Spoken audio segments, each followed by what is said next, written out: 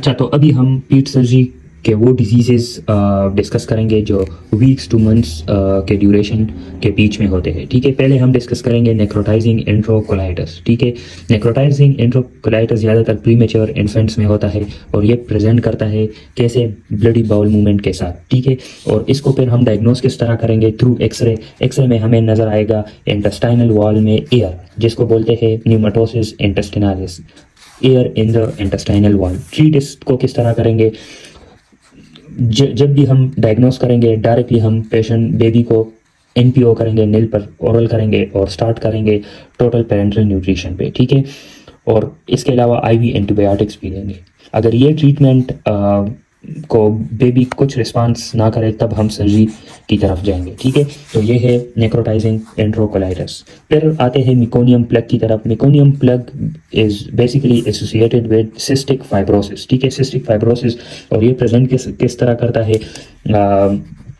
Failure to pass meconium, baby meconium pass नहीं कर पाता, और इसके अलावा बिलियरी एमिसिस भी हो सकती है। ठीक है, और एक्सरे के थ्रू हम इसको डायग्नोस करेंगे और एक्सरे पे हमें नज़र आएगा गैस फिल्ड प्लग। ठीक है, गैस फिल्ड प्लग हमें नज़र आएगा, और इसको इस तरह जो है हम डायग्नोस कर सकते हैं वाटर सॉल्युबल कंट्रास्ट एनेमा के थ्रू भी इसको डायग्नोस कर दे। तो पहले एक्सरे करेंगे, फिर वाटर सॉल्युबल कंट्रास्ट एनेमा। ये जो है ये डायग्नोस्टिक भी है और थेराप्यूटिक भी है। ठीक है, थेराप्यूटिक भी है मतलब ट्रीटमेंट के एज ए ट्रीटमेंट भी water soluble contrast enema use करेंगे, और डायग्नोस्टिक भी है। ठीक है, फिर आते हैं हर्शस्प्रंग डिजीज़ पे। हर्शस्प्रंग डिजीज़ में बेसिकली होता क्या है कि जो इनहिबिटरी न्यूरॉन है इन द डिस्टल कॉलन वो नहीं होते, वो माइग्रेट ही नहीं होते into the distal canal, distal colon. Failure of inhibitory neuron to migrate to distal colon. इसकी वजह से जब बाउल ल्यूमन की इनहिबिशन नहीं होती, मतलब रिलैक्स नहीं होता, तो वो बिल्कुल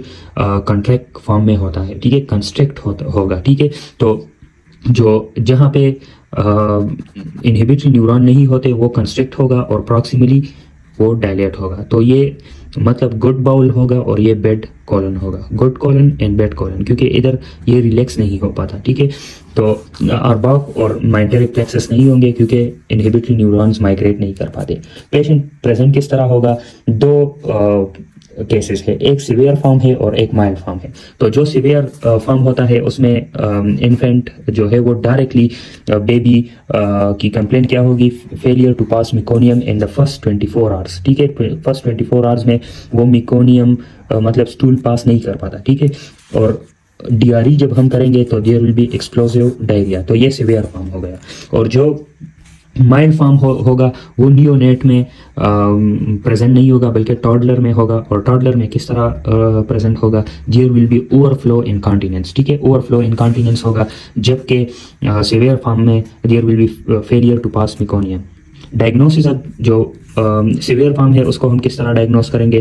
थ्रू कंट्रास्ट एनेमा, और जो माइल्ड फॉर्म है उसको थ्रू एनल मैनोमेट्री हम डायग्नोस करेंगे। ठीक है, तो ये टॉडलर में और ये नियोनेट्स में।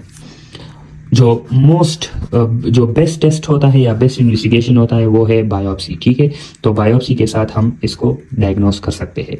ट्रीटमेंट इज सर्जिकल इसको हम ट्रीट करेंगे। ठीक है, उसके बाद इंटरसेप्शन है। इंटरसेप्शन का मतलब यह है कि there is telescoping of bowl.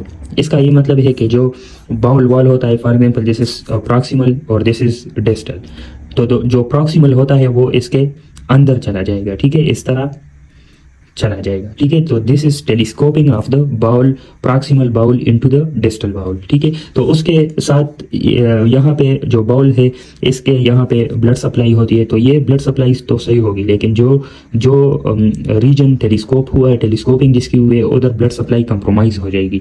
ठीक है, तो जब कंप्रोमाइज हो जाएगी तो इंटरसेप्शन में फिर इस्कीमिक बाउल इस्कीमिया का भी खतरा होता है। ठीक है, 90% में there is no lead point, जबकि जो एडल्ट में जब इंटरसेप्शन होता है तो there is some lead point like malignancy कोई हो गई। ठीक है, कोई मास हो गया, तो लेकिन बेबीज में लीड पॉइंट नहीं होगा। ठीक है, इंटरसेप्शन प्रेजेंट किस तरह करेगा? There will be sudden abdominal pain which is relieved on knee chest position. Knee chest position जब ये करेगा तो ये रिलीव होगा और सडन एब्डोमिनल पेन होगा। ठीक है, 100 से 6 मास होगा। ठीक है, तो ये है इंटरसेप्शन।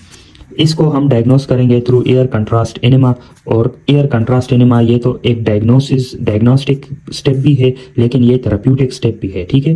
तो एयर कंट्रास्ट एनेमा के थ्रू हम इसको डायग्नोस भी करेंगे और ट्रीट भी करेंगे। इसके बाद है पाइलोरिक स्टेनोसिस। पाइलोरिक स्टेनोसिस में बेसिक एबनॉर्मलिटी ये है गैस्ट्रिक आउटलेट ऑब्स्ट्रक्शन, ठीक है। जब गैस्ट्रिक आउटलेट ऑब्स्ट्रक्शन होगा तो there will be projectile vomiting, और ये मोस्टली मेल्स में होता है जो फर्स्ट बॉर्न मेल्स है, ठीक है।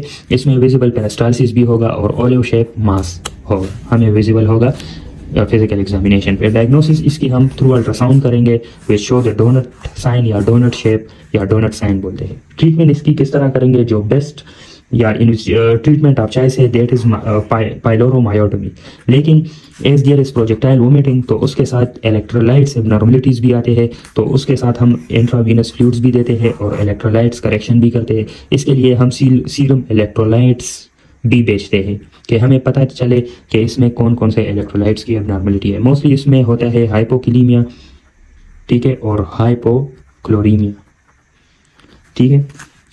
तो पाइलोरोमायोटोमी इसके लिए ट्रीटमेंट आप चाहे से। फिर आते हैं बिलियरी एट्रीजिया। तो बिलियरी एट्रीजिया में जो बिलियरी ट्री है उसकी डेवलपमेंट नहीं होती, no development of biliary tree. इसकी वजह से क्या होता है, पेशेंट प्रेजेंट होता है विद वर्सनिंग जॉन्डिस। और कौन सा जॉन्डिस, डायरेक्ट बिलिरुबिनीमिया या इंक्रीज कंजुगेटेड बिलिरुबिन, क्योंकि जब बिलियरी ट्री ना हो तो ये बाइल फ्लो नहीं होगी, और बाइल फ्लो जब नहीं होगी तो कंजुगेटेड बिलिरुबिन ज़्यादा हो जाएगा। डायग्नोसिस इसकी थ्रू अल्ट्रासाउंड करेंगे और अल्ट्रासाउंड पे ये डक्ट्स कोई भी डक्ट्स नहीं होगा क्योंकि बिलियरी एट्रीजिया हुआ होगा।